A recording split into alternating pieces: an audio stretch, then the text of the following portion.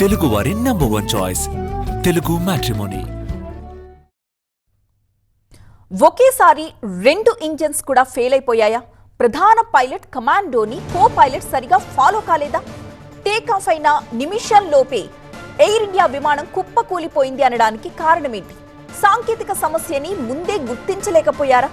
గాల్లోకి ఎగిరిన తరువాత పరిస్థితి చేయి దాటిపోయిందా?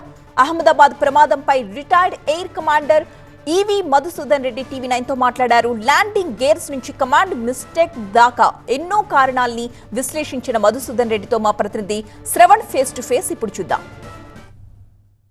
వి మధుసూదన్ రెడ్డి గారు రిటైర్డ్, దాదాపుగా 30 ఏళ్ల అనుభవం ఉంది ఎయిర్ క్రాఫ్ట్స్ని ఫ్లై చేయడంలో. సార్, 20 సెకండ్స్లో ఏం టెక్నికల్ గ్లిచ్ అయి ఉండొచ్చు?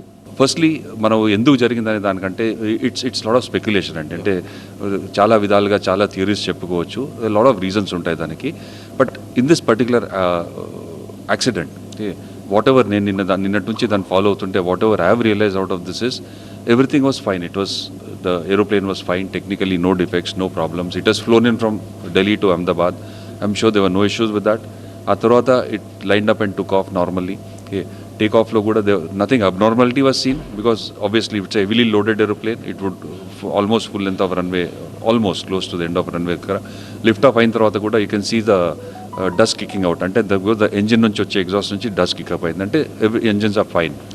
ఆ తర్వాత it climb to height of about 400 feet from the ground level and then it started descend అవడం మొదలుపెట్టింది till it crashed.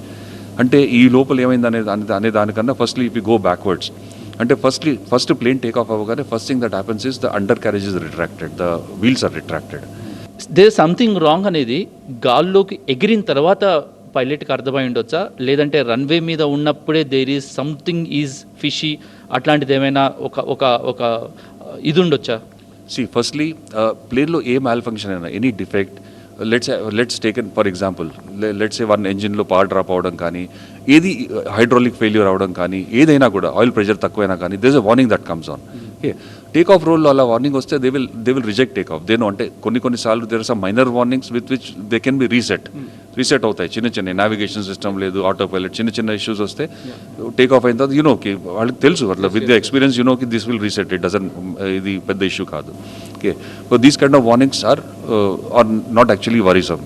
But there are some major warnings, అంటే ఎంజిన్ ఫెయిల్ అవ్వడము, హైడ్రాలిక్ ఫెయిల్ అవ్వడం, ఇలాంటి warnings, oil pressure failure warnings రావడం, ఇలాంటి warning they won't have taken off at all. So as of now it appears that takeoff work everything was normal. After takeoff when they probably wanted to put the wheels up, పైకి వెళ్ళుండకపోవచ్చు. Okay, దాన్ని వెళ్ళుండకపోతే aircraft crash అవ్వదు unless until there is a power loss. There are 2 engines which are carrying the aircraft forward. అందులో system actually the whole system is design in such a way, even if one engine fail అయిపోయినా కూడా another ఎంజిన్తో you can continue flying. వెళ్ళి మళ్ళీ you can mayday declare చేసి you can come back and land.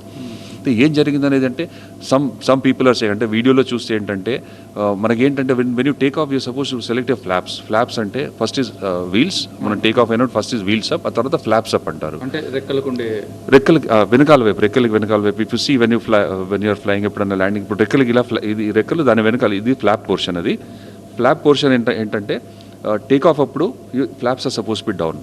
దీనివల్ల లాభం ఏంటంటే, advantage ఏంటంటే యూ కెన్ టేక్ ఆఫ్, అంటే దీని లిఫ్ట్ అనేది ఏంటంటే pressure which makes the aircraft fly.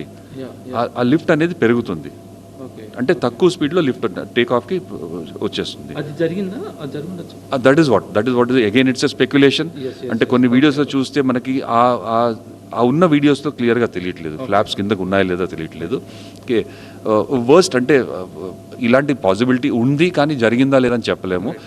So ఓవరాల్గా ఇది ఫ్లై అయిన 30 సెకండ్స్లోనే టెక్నికల్ గ్లిచ్ రావడంతోనే ఇంత పెద్ద మ్యాసివ్ యాక్సిడెంట్ జరిగింది.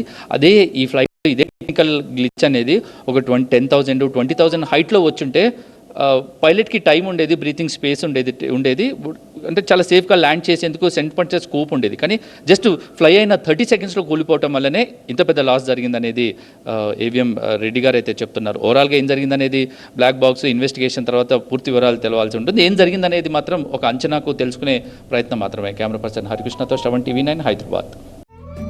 తెలుగు వారి నంబర్ 1 చాయిస్ తెలుగు మ్యాట్రిమోనీ.